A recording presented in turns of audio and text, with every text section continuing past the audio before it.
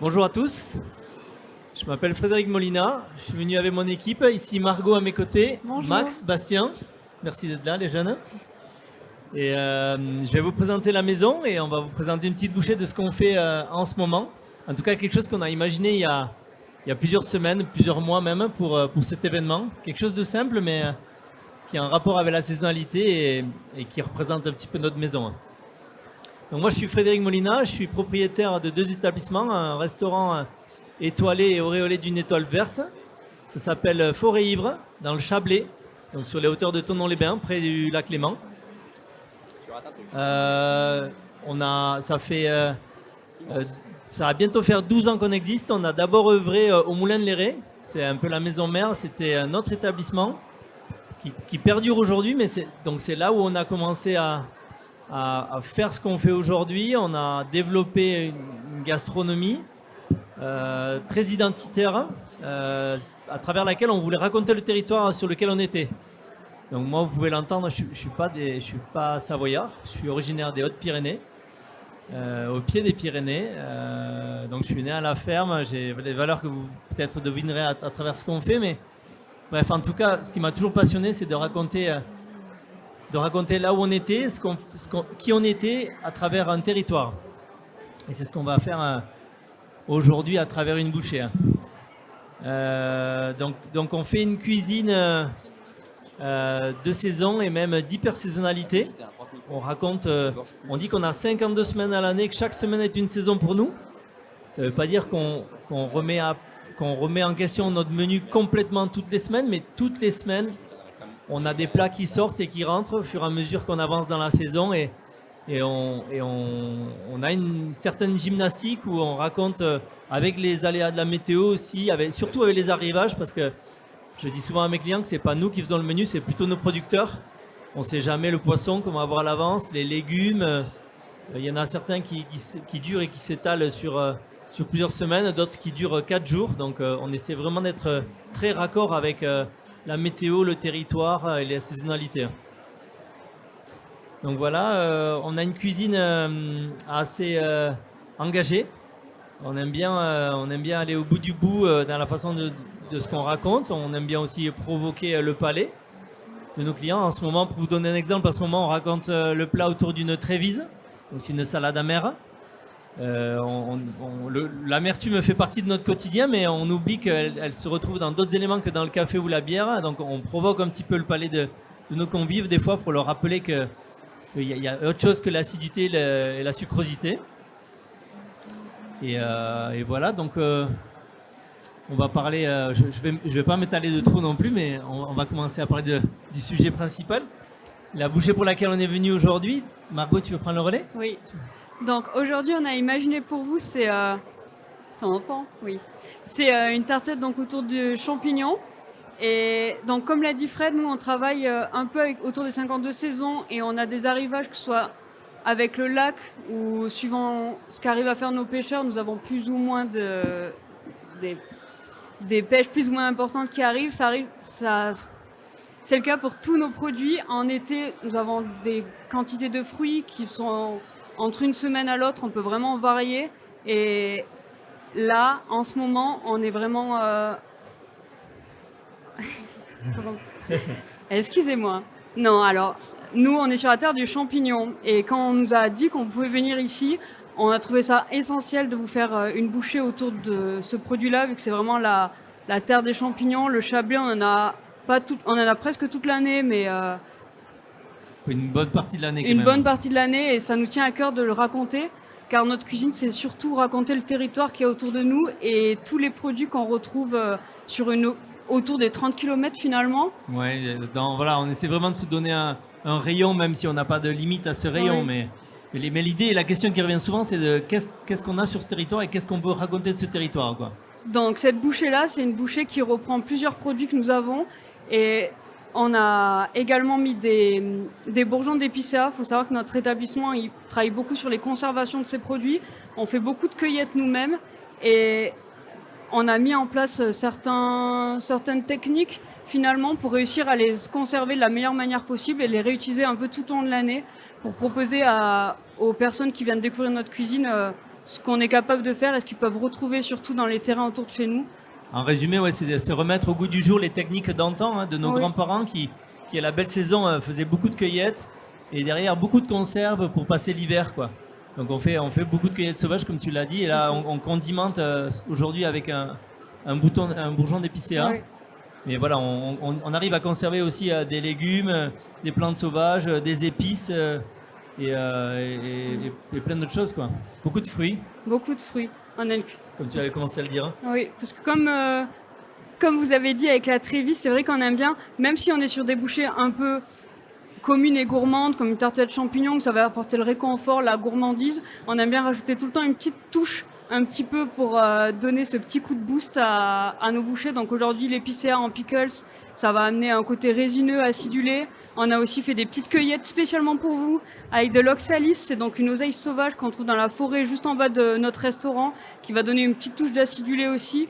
Comme ça, là, vous avez vraiment la forêt devant chez nous, qu'on voit tous les matins quand on arrive, donc c'est super. Tu veux donner les différentes étapes de ce qui va se passer dans la bouchée ? Ah oui. Donc, alors, on a un fond de tartelette, c'est donc... On commence avec le fond de tartelette, c'est une pâte qu'on fait nous-mêmes, que Maxime va réaliser pour vous. Elle n'a pas voulu prendre le micro, mais il y en a un en vrai. Donc, c'est une pâte, alors techniquement c'est une pâte à gyozza. Nous on la réutilise pour faire vraiment des fonds de tartelette car elle est très croustillante et on arrive à la faire très fine car on veut vraiment des bouchées d'une finesse, c'est très important pour nous. Donc c'est vraiment, c'est assez simple à réaliser, vous avez la recette avec vous, mais c'est la farine, un peu de sel. Là on utilise du saindoux qui est de la graisse animale car nous on travaille toutes nos bêtes entières, donc si on fait du cochon à la carte, on récupère le cochon entier, on traite toutes les parties et toutes les graisses animales on les récupère et on s'en sert pour cuisiner dans nos préparations. Et donc elle vous prépare la pâte, c'est la base de la tartelette. Ensuite, nous, on viendra vous mettre une purée de cèpes qu'on a réalisée quand on a eu les gros arrivages de cèpes à cet automne. On a décidé de traiter, il y a une partie qu'on sèche, d'autres qu'on cuit sous vide avec un peu de beurre, comme ça on peut les réutiliser plus tard soit en poêlée, soit en purée, en fonction des plats qu'on veut mettre à la carte finalement. Ensuite, donc, on a le bourgeon d'épicéa, comme je vous ai parlé tout à l'heure, où c'est les cueillettes qu'on va faire, qu'on va réaliser toute l'équipe ensemble. Et c'est très simplement les bourgeons les plus jeunes possibles qu'on met en bocaux avec du vinaigre à froid dessus et on les laisse à la cave, on les oublie et au besoin on vient les réutiliser et les remettre suivant les plats dont on a envie. On change régulièrement la cuisine, il n'y a pas vraiment de règles mais on se fait des petites bibliothèques finalement de conserves et quand on réfléchit à des assiettes ou des choses à proposer, on va se servir et voilà. L'objectif c'est raconter le territoire, le goût, l'objectif c'est quand même principal, c'est quand même le goût, donc on se concentre beaucoup sur ça et comme elle a dit, elle a expliqué, on le condimente après le goût ou l'élément principal de plein de façons. Ici il y a un petit peu d'oseille sauvage, de l'ail, des échalotes, les boutons et puis après on joue sur les textures et les assaisonnements. Et quand elle aura terminé sa pâte, on a évidemment des champignons, donc on est sur cèpes. Les cèpes, donc, on les avait conservés sous vide et on va venir refaire une cuisson au beurre noisette qu'on verra tout à l'heure. Et on a également ramené certains de nos champignons qu'on a fait déshydrater. Donc vous avez des trompettes de la mort et des chanterelles, ce genre de choses. Et on vous en reparlera tout à l'heure. Mais voilà, cette bouchée, c'est vraiment les champignons, plusieurs textures. Des chips pour amener du croustillant et on finira avec une petite cueillette pour la couleur et cette petite note d'acidité.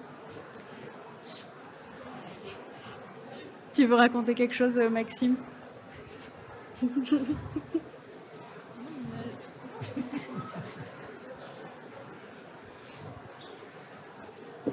Elle est mignonne. Bon, comme l'a si bien dit Margot tout à l'heure, les champignons, ils ont une réelle place prépondérante dans notre restaurant. On a la chance d'être dans le Chablais. Le Chablais, c'est un territoire qui est riche en champignons également. On en a toute l'année. Marche plus ?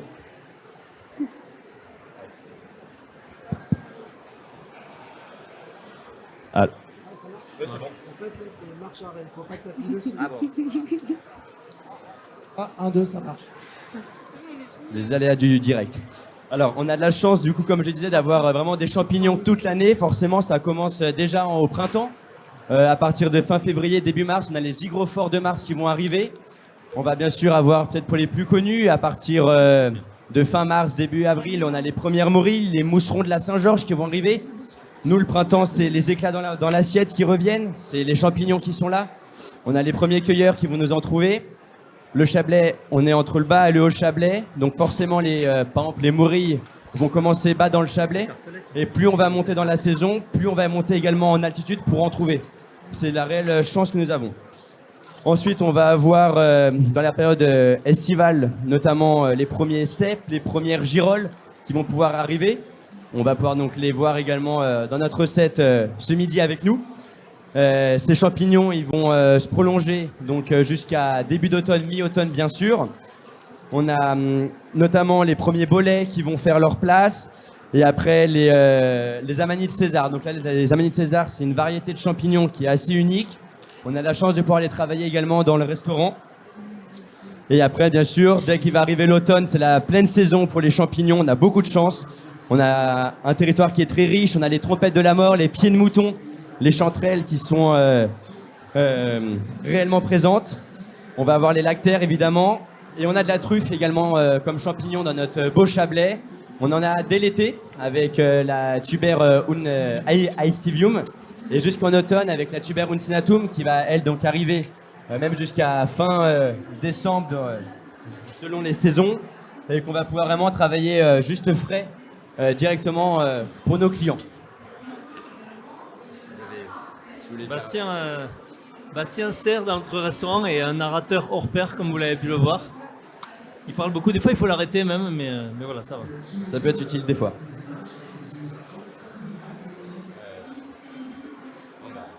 Donc là, on va commencer gentiment à vous préparer finalement les tartelettes. Et comme je vous ai dit tout à l'heure, les champignons dont vous a si bien parlé Bastien. Donc on va terminer la cuisson des cèpes. Donc on a fait un beurre noisette en amont. C'est simplement un beurre que vous venez cuire un petit peu longtemps pour sortir justement toute l'eau résiduelle. Et après il va venir un petit peu se caraméliser, ce qu'on appelle noisette. Et donc on attend qu'il soit bien moussant. On va venir mettre les champignons au travers et voilà. On commence à monter. Donc c'est important. On attend un peu. Donc là, les cèpes, comme je vous ai dit, ils avaient déjà subi une pré-cuisson. Donc on les fait vraiment revenir pour éviter qu'il reste une certaine eau à l'intérieur pour vraiment les saisir. Et parce que c'est meilleur chaud. Donc la pâte, comme on l'a décrit, une pâte assez simple en réalité. Une farine tamisée, un peu de matière grasse, de l'eau tiède. Elle a la particularité de pouvoir s'étaler très très fine et être très croustillante. Les champignons, plusieurs textures de champignons, plusieurs champignons. Vous avez décrit les champignons qu'il y avait là ? Trompettes, chanterelles, girolles, quelques cèpes. Si certains ont des questions, entre-temps, n'hésitez pas. Donc pendant qu'il commence à dresser les tartelettes, j'ai déjà donc remis une cuisson sur les cèpes. Et là, je vais juste faire tomber les derniers champignons que nous avons. C'est donc les trompettes des chanterelles. Et donc c'est des champignons qu'on avait déshydratés lorsqu'on les a réceptionnés tout simplement. Car les trompettes notamment, même les chanterelles, ils supportent très très bien la déshydratation. Et nous venons les réhydrater en utilisant soit des bouillons de champignons ou des jus directement de champignons qu'on récupère lors de nos cuissons. Et ça permet de renforcer encore plus le goût du champignon finalement. Donc en plus d'une contrainte physique où on vient déshydrater les champignons pour les étaler sur l'année, en plus de ça, sur certains comme les trompettes ou les chanterelles, on vient vraiment leur remettre encore plus de goût. Donc finalement, c'est que bénéfique de les traiter de cette manière-là.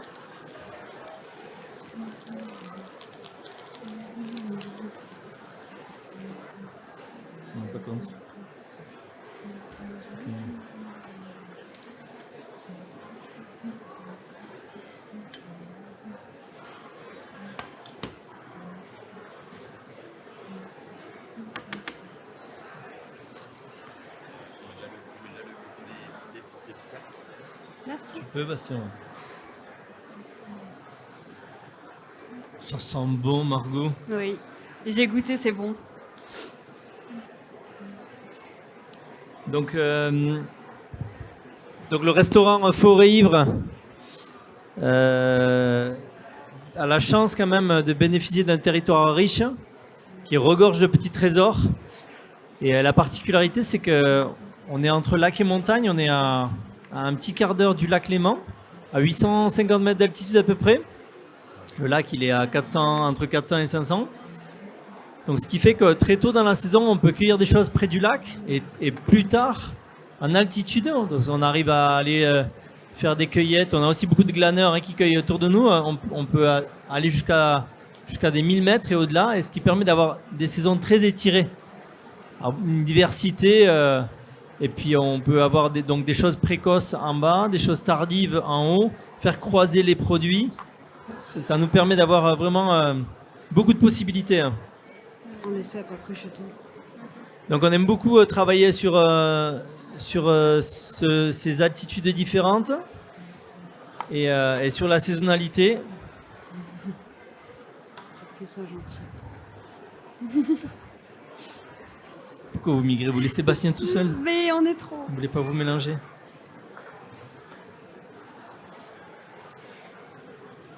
On a une organisation dans l'espace. Ok. Et donc avec les altitudes, forcément, donc 3 altitudes, on dit le lac, en bas, au milieu c'est plutôt les forêts, et en hauteur c'est plutôt les montagnes. On arrive à vraiment raconter un petit peu tout l'éventail de ce que le territoire représente à travers nos yeux. Je parle de vision du goût, c'est vraiment un petit peu l'approche qu'on a, la vision du goût qu'on a sur ces 3 altitudes à Forêt-Ivre. Alors, la pâte à tartelette, nous, on la fait cuire 10 minutes dans un four à 180 et on fait une technique où on les fait cuire sous presse, justement pour qu'elles restent hyper fines. Sinon, ça a tendance à faire des petites alvéoles à la cuisson et vous perdez le plat de la tartelette. Elle souffle légèrement à la cuisson si on ne met pas du poids dessus, donc on le met entre 2 petits moules.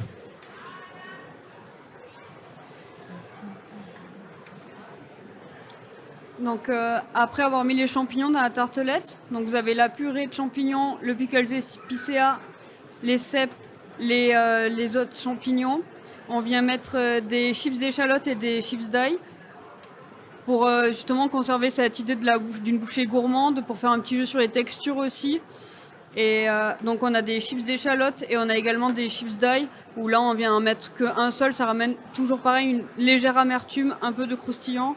Et ça apporte une finalité à la bouchée qui est quand même intéressante. Bon, et là, on est en train de rajouter de l'oxalis. Juste sur le dessus, c'est la plante que Maxime est en train de déposer. Vous allez le voir à la dégustation, c'est une légère acidité. On l'a récupérée hier toute fraîche. Vous allez voir, ça va vraiment être très intéressant lors de la dégustation. Donc concernant nos restaurants, le moulin de Léré, la maison mère est un vieux moulin qui a été rénové et restauré il y a une vingtaine d'années, que j'ai repris moi il y a 10 ans, qui aujourd'hui a un second souffle et Forêt-Ivre, donc le restaurant dont je vous ai parlé plusieurs fois, a été créé tout récemment et a ouvert il y a 5 mois, donc début juillet. Donc c'est tout nouveau. L'offre n'a pas changé, elle a juste déménagé de Moulin de Léré à Forêt-Ivre. Et voilà, je vous invite à venir, l'endroit est assez spectaculaire, c'est une vieille bâtisse qui a plus de 200 ans. On est sous une charpente assez monumentale, c'est très très beau. Une jolie bout de patrimoine. On est en pleine nature, on est sur les hauteurs d'une forêt, il y a une vue sur toute la vallée, c'est très joli. Et du coup, pourquoi Forêt-Ivre? On a repris le nom de la forêt du bas, qui a des caractéristiques assez uniques et qui est en fait sur une ancienne vallée glaciaire. Et dans cette vallée, la particularité, on est sur des strates de glaise qui sont toujours en mouvement. Et dans la forêt, les arbres sont penchés. Donc Forêt-Ivre, voilà, ça a toujours beaucoup plus ce nom. Et on a décidé d'appeler notre restaurant du même nom de la forêt, qui a été reconnue par l'UNESCO d'ailleurs comme patrimoine et une forêt assez particulière. Voilà, j'espère que ça vous a plu. Merci. Merci beaucoup.